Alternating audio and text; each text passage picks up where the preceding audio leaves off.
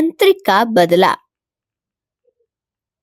महाराज की तबीयत बहुत खराब है, लेकिन समस्या की जड़ समझ नहीं आ रही है। महाराज के अंदर सब ठीक है, लेकिन फिर भी महाराज का शरीर काला पड़ता जा रहा है और इसका सिर्फ एक ही कारण है, काला जादू। अब तो महाराज को कोई भी नहीं बचा सकता। इतना कहकर उस तांत्रिक ने हाथ में लिए पुतले के सिर में सुई चुभोना शुरू कर दिया और राजमहल में लेटे महाराज चित्रसेन तड़पने लगे। महेश्वर नाम के राज्य में राजा चित्रसेन का राज हुआ करता था। राजा चित्रसेन बहुत ही वीर और पराक्रमी राजा थे। उनकी प्रजा उनका सम्मान किया करती थी। राजा का एक बेटा था जिसका नाम विक्रम था। वो अभी 15 साल का ही था और उसे तरह तरह के जानवर पालने का शौक था। उसके पास एक सांप था जिसे उसने पालतू बना रखा था। राजकुमार उस सांप से बहुत प्यार करता था, जबकि बाकी लोग महल में सांप देखकर डरे हुए रहते थे। बावर्ची जी, ये क्या किया आपने? क्या हुआ राजकुमार, आप इतना गुस्से में क्यों हैं?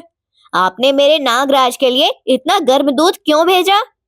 राजकुमार, गलती हो गई, मुझे क्षमा कर दीजिए। मैं ठंडा दूध भिजवा दूंगा, लेकिन आप इस सांप को यहाँ से ले जाइए। रसोई घर में सब लोग डरे हुए हैं। सांप नहीं, नागराज नाम है इसका। राजकुमार नागराज को लेकर अपने कक्ष में वापस आ गए। राज्य की सारी जिम्मेदारी राजा और उनके मंत्रियों पर ही थी। राज्य में सब कुछ अच्छे से चल रहा था। राजा रोज की तरह दरबार में प्रजा की समस्याओं को सुन रहे थे। महाराज, महाराज, मेरी मदद कीजिए। बताओ, क्या समस्या है तुम्हें? महाराज, आज पूरे 5 दिन हो गए, लेकिन मेरा बेटा घर नहीं लौटा। वो 5 दिन पहले दोपहर के वक्त खेलने निकला था, लेकिन अभी तक घर नहीं आया है। मैंने आसपास सब जगह ढूंढ लिया, लेकिन वो नहीं मिला। क्या तुमने सुरक्षा विभाग में शिकायत नहीं की? महाराज, सुरक्षा विभाग वाले भी लगे हुए हैं, लेकिन मेरी पत्नी का हाल बहुत बुरा हुआ जा रहा है, इसलिए मैं आपके पास आया हूँ ताकि काम और भी जल्दी हो। तुम चिंता मत करो, तुम्हारा बेटा मिल जाएगा। वो आदमी वहां से चला गया और महाराज ने मंत्री से कहा, मंत्री जी, पता लगाइए कि उस व्यक्ति का बेटा कहाँ गया। जी महाराज। वो आदमी अपने घर लौट आया और उसे देखकर बाहर ही बैठी हुई पत्नी ने कहा, क्या कहा महाराज ने? क्या वो मेरे बेटे को ढूंढ देंगे? हाँ, महाराज ने कहा है वो ढूंढ देंगे। अब तुम घर के अंदर चलो, कब तक बाहर रहोगी? नहीं, जब तक मेरा बेटा नहीं आ जाता मैं घर में नहीं जाऊंगी। देखो, अपने आप को संभालो। अगर वो वापस आया और तुम्हें ऐसे देखा तो उसे अच्छा नहीं लगेगा। वो आदमी अपनी पत्नी को मनाकर घर के अंदर ले गया। इधर महाराज अपने बेटे से मिलने उसके कक्ष में आए। राजकुमार अभी भी अपने सांप के साथ ही बैठे हुए खेल रहे थे। राजकुमार, ये आपका कैसा अजीब शौक है। आप कोई और जानवर पाल लें। इस सांप को देखकर महल के कई लोग डर जाते हैं। कोई भी आपके पास नहीं आना चाहता। पिताजी, ये सिर्फ सांप नहीं बल्कि मेरा अच्छा दोस्त नागराज है और इसे मैं अपने से कभी दूर नहीं करूंगा। अच्छा ठीक है, जैसी आपकी इच्छा।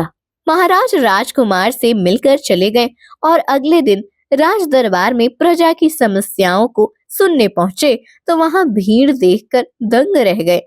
मंत्री जी, इतने सारे लोग एक दिन में, इनकी क्या समस्या है? महाराज, इन सब की एक ही समस्या है। इतने सारे लोगों की एक ही समस्या, वो भला क्या है? महाराज, इन सब के बच्चे गायब हो गए हैं। कोई खेलने गया, कोई पढ़ाई करने, तो कोई किसी काम से घर से निकला, लेकिन वो वापस नहीं लौटा। इतने सारे बच्चे गायब हो गए और आप यहाँ हमें आराम से बता रहे हैं। बच्चों को ढूंढने के लिए आपने क्या कदम उठाए हैं? महाराज, अचानक से इतने बच्चे गायब होने की खबर से पूरा सुरक्षा विभाग ही उन्हें ढूंढने के लिए लगा हुआ है। हमने भी अपने गुप्तचरों को राज्य में लगा दिया है, जिससे पता चले कि ये काम किसका है। प्रजाजनों, आप सभी चिंता न करें, हम आपके बच्चों को सकुशल वापस ले आएंगे। महाराज ने सभी को समझाकर वापस भेज दिया। एक साथ कई सारे बच्चे गायब होने से राज्य में दहशत फैल गई थी।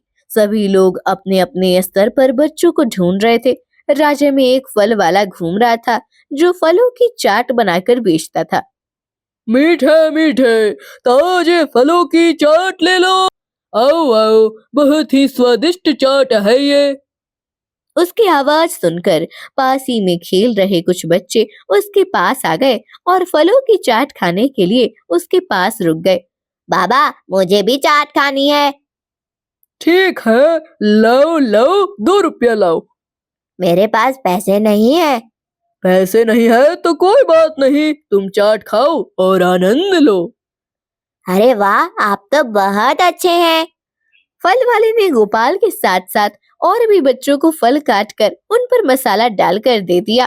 गोपाल वो फल लेकर वहां से जा ही रहा था कि तभी उसे उसके पिता दिख गए। अरे पिताजी, अगर उन्होंने मुझे यहाँ देख लिया तो बहुत डांटेंगे, मुझे जल्दी से घर पहुंचना होगा। ऐसा कहकर गोपाल फल वहीं फेंक कर अपने घर भाग गया।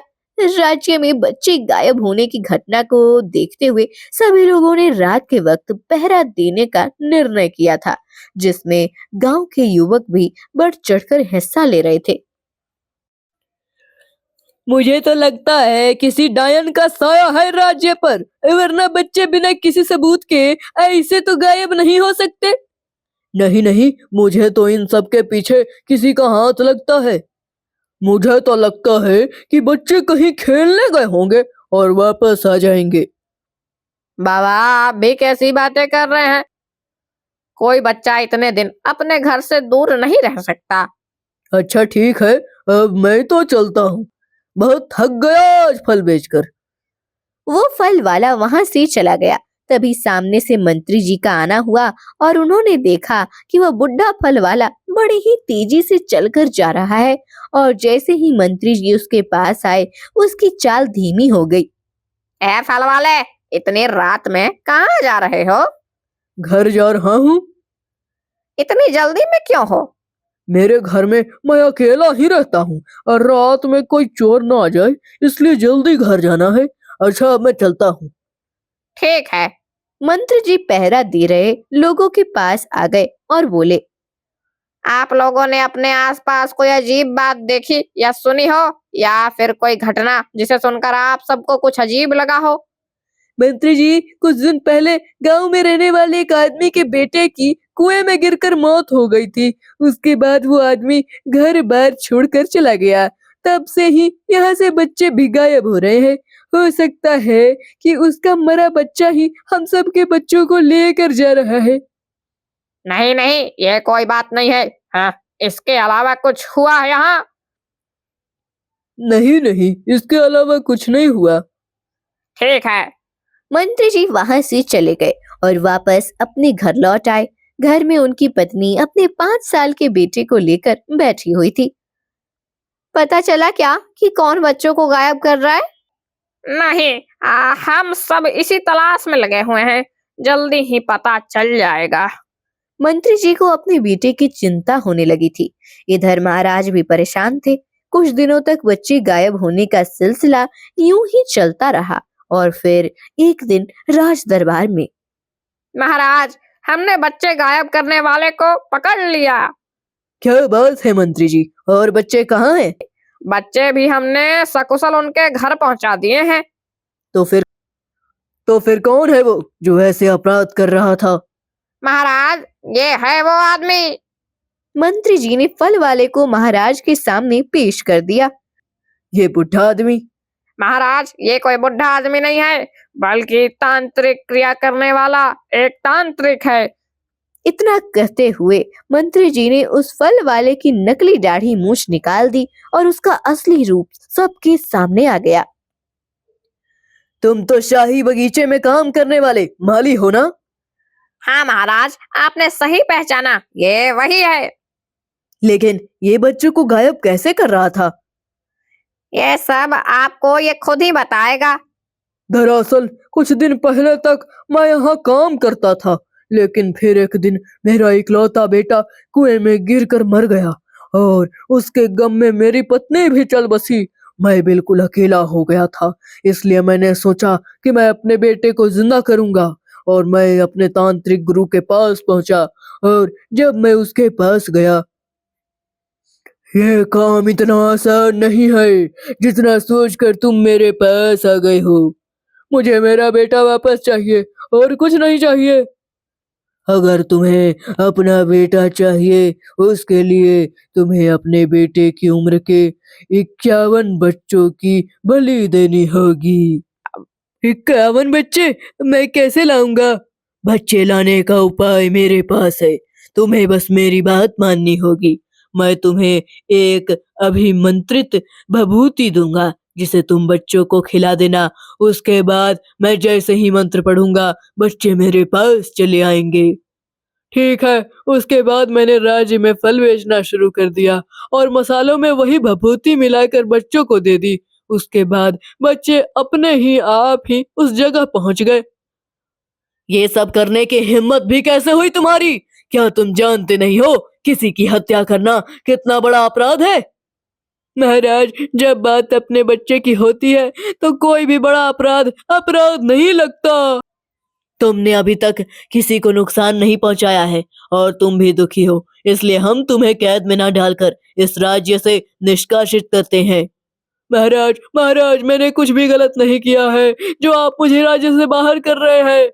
अब हम कुछ नहीं सुनना चाहते। महाराज ने उस आदमी को राज्य से निकाल दिया और थोड़ी देर बाद मंत्री ने उससे कहा, महाराज, मुझे नहीं लगता कि आपने उस आदमी को ठीक सजा दी है। मंत्री जी, वो आदमी भी दुखी है। महाराज, वो आदमी अगर दुखी होता तो जो दुख उसे हुआ है वो दूसरों को नहीं देता। वो दूसरों के बच्चों को अपना बच्चा मानता, ना कि उनकी बलि देने की योजना बनाता।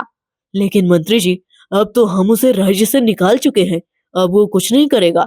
लेकिन आप ये बताइए कि आपने ये पता कैसे लगाया कि वही फल वाला बच्चों को गायब कर रहा है?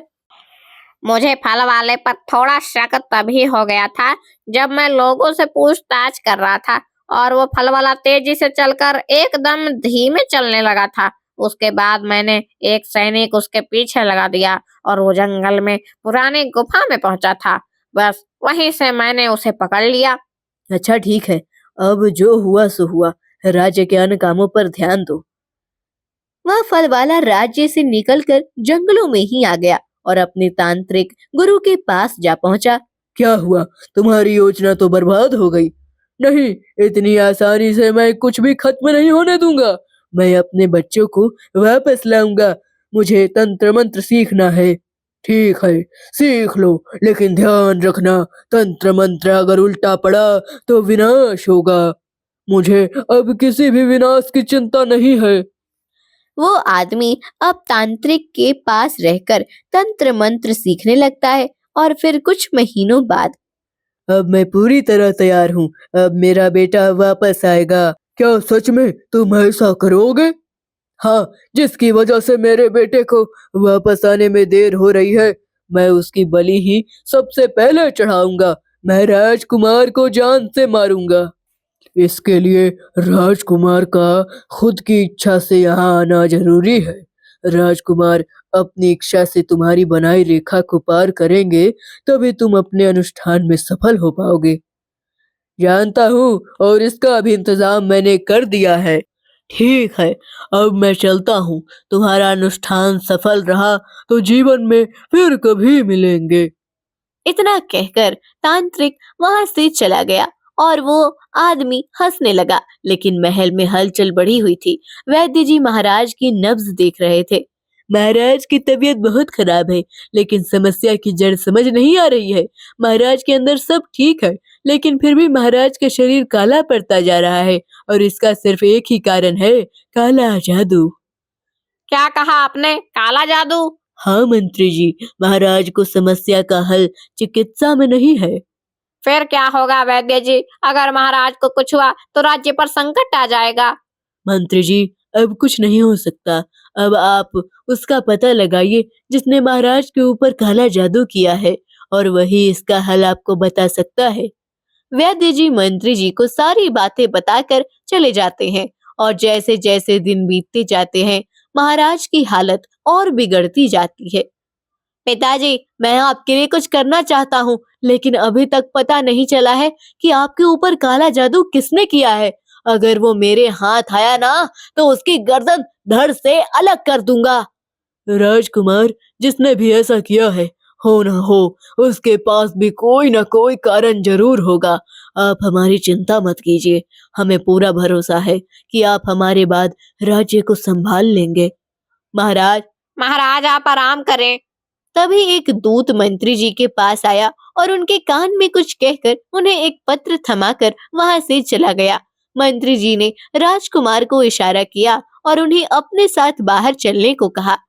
क्या बात है मंत्री जी, क्या है इस पत्र में? राजकुमार, महाराज की हालत को देखते हुए हम उन्हें अब और चिंता में नहीं डाल सकते। ये जो पत्र है, इसमें जो कुछ भी लिखा है वो सही है या नहीं, इसका आपको ही निर्णय करना है। क्या लिखा है पत्र में, पढ़िए। मंत्री जी ने राजकुमार को पत्र पढ़कर सुनाना शुरू किया। मुझे आशा है कि महाराज की हालत अब और भी बिगड़ गई होगी। जल्दी ही ये राज्य बिना महाराज के अनाथ हो जाएगा। अगर तुम लोग चाहते हो कि ऐसा ना हो, तो फिर राजकुमार को काली पहाड़ी की चोटी पर बने पुराने मंदिर में अकेले भेज दो। महाराज के ऊपर किया हुआ जादू का असर कम कर दूंगा। अब तुम लोग सोच लो क्या चाहते हो, महाराज या राजकुमार। पत्र में लिखी बात सुनकर राजकुमार के पैरों तले जमीन खिसक गई।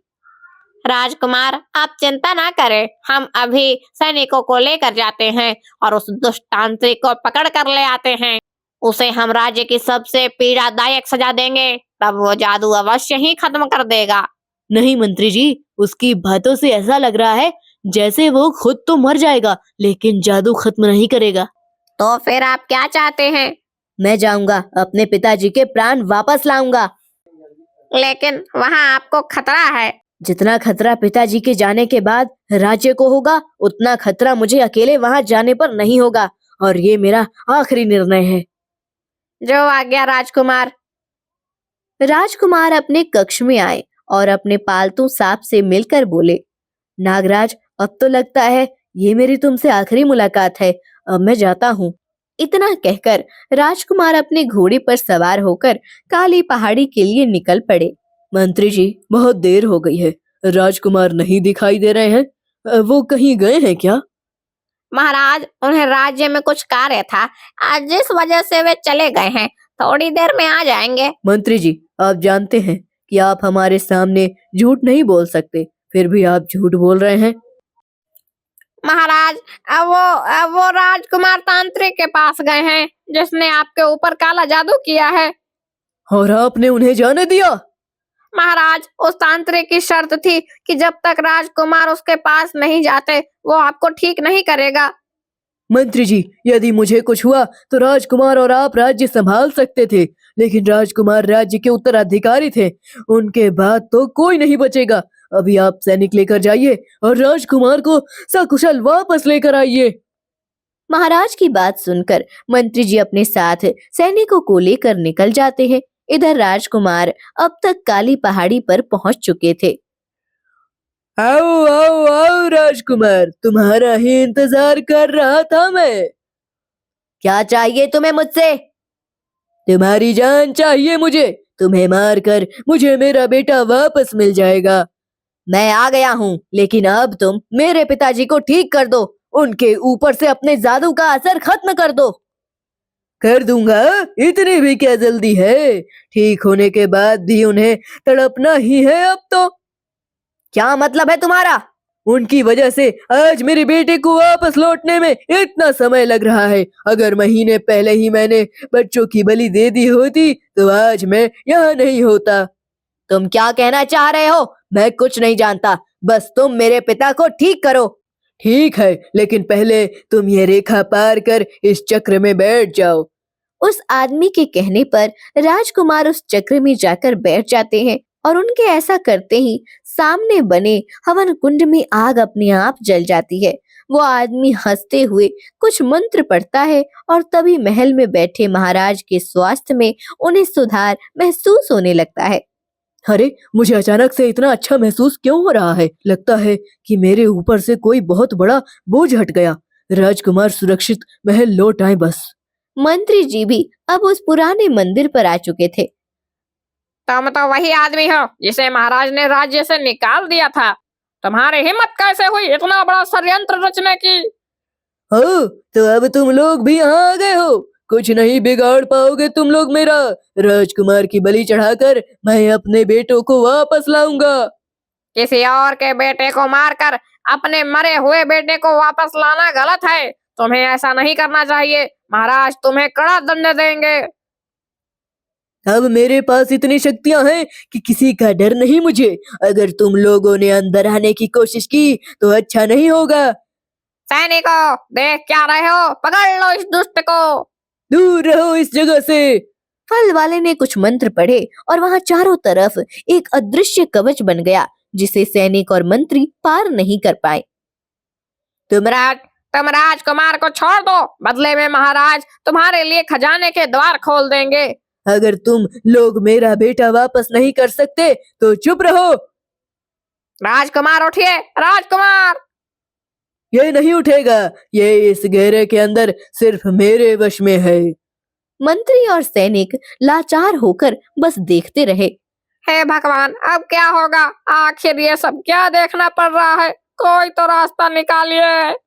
उस तांत्रिक ने आंखें बंद कर मंत्र पढ़ना शुरू कर दिया और सही मुहूर्त आने का इंतजार करने लगा। तभी नागराज ने पीछे से आकर उस तांत्रिक को डस लिया और उस तांत्रिक की साधना भंग हो गई। उसके मंत्र रुकने से राजकुमार के ऊपर उसका असर खत्म हुआ और आसपास का जादुई कवच भी खत्म हो गया। नागराज, तुम? राजकुमार, आप होश में हैं? सैनिकों, बंदी बना लो इस तांत्रिक को। मंत्री जी, ये सब क्या हो रहा है? और पिताजी कहाँ हैं? राजकुमार, इस तांत्रिक ने आपको यहाँ धोखे से बुलाया है और ये आपकी बलि देना चाहता है। अगर ऐसा है तो इसे अभी ले चलो और पिताजी के सामने पेश करना। हम खुद ही यहाँ आ गए हैं राजकुमार। पिताजी, आप? हाँ, जैसे ही हमें थोड़ा अच्छा महसूस हुआ हम समझ गए कि हमारे ऊपर किया हुआ जादू खत्म हो गया है। और जब हम यहाँ पहुंचे तो हमने देखा कि हम यहाँ से अंदर नहीं जा सकते, तो हमने नागराज को अंदर भेज दिया जिसे हम साथ लाए थे। नागराज ने हमारी मदद की। पिताजी, लेकिन अब इस आदमी का क्या करना है? पहली बार तो हमने इस पर तरस खाकर इसे छोड़ दिया था, लेकिन अब नहीं। नहीं नहीं महाराज, मुझे माफ कर दीजिए। अब से ऐसी गलती नहीं करूंगा।